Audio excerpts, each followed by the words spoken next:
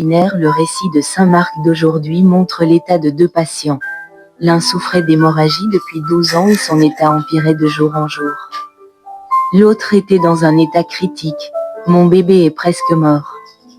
Ce sont des situations qui déçoivent, découragent et font perdre confiance aux gens lorsqu'ils y pensent.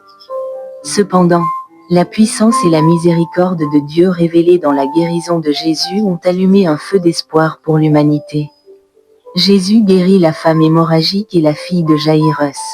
Dans les deux guérisons, la foi a joué un rôle important.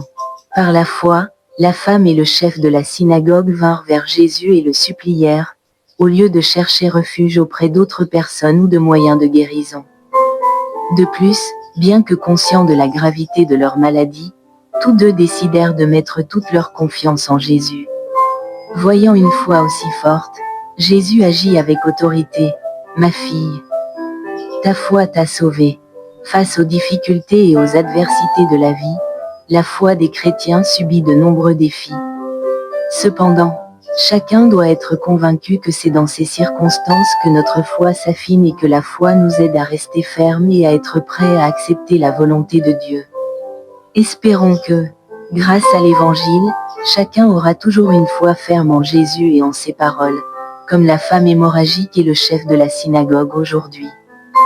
Seigneur, les épreuves de la vie nous font souvent douter de ta puissance et de ton amour. S'il te plaît, Dieu, soutiens-nous et donne-nous plus de foi. Amen. Évangile de Jésus-Christ selon saint Marc. En ce temps-là, Jésus regagna en barque l'autre rive, et une grande foule s'assembla autour de lui. Il était au bord de la mer. Arrive un des chefs de synagogue, nommé Jaïr. Voyant Jésus, il tombe à ses pieds et le supplie instamment. Ma fille, encore si jeune, est à la dernière extrémité. Viens lui imposer les mains pour qu'elle soit sauvée et qu'elle vive. Jésus partit avec lui, et la foule qui le suivait était si nombreuse qu'elle l'écrasait. Or, une femme, qui avait des pertes de sang depuis 12 ans, elle avait beaucoup souffert du traitement de nombreux médecins, et elle avait dépensé tous ses biens sans avoir la moindre amélioration. Au contraire, son état avait plutôt empiré. Cette femme donc, ayant appris ce qu'on disait de Jésus, vint par derrière dans la foule et toucha son vêtement. Elle se disait en effet, « Si je parviens à toucher seulement son vêtement, je serai sauvée. » À l'instant, l'hémorragie s'arrêta, et elle ressentit dans son corps qu'elle était guérie de son mal. Aussitôt Jésus se rendit compte qu'une force était sortie de lui. Il se retourna dans la foule, et il demandait, « Qui a touché mes vêtements ?» Ses disciples lui répondirent, « Tu vois bien la foule qui t'écrase, et tu demandes, « Qui m'a touché ?» Mais lui regardait tout autour pour voir celle qui avait fait cela.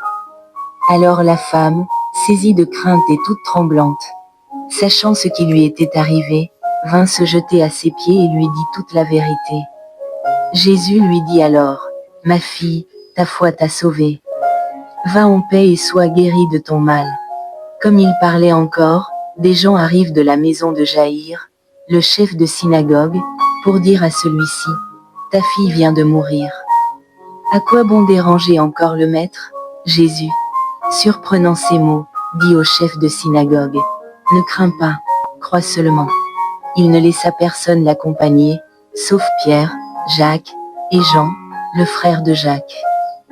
Ils arrivent à la maison du chef de synagogue.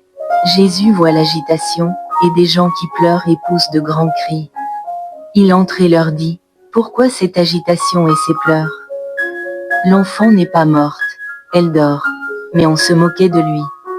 Alors il met tout le monde dehors, prend avec lui le père et la mère de l'enfant, et ceux qui étaient avec lui. Puis il pénètre là où reposait l'enfant.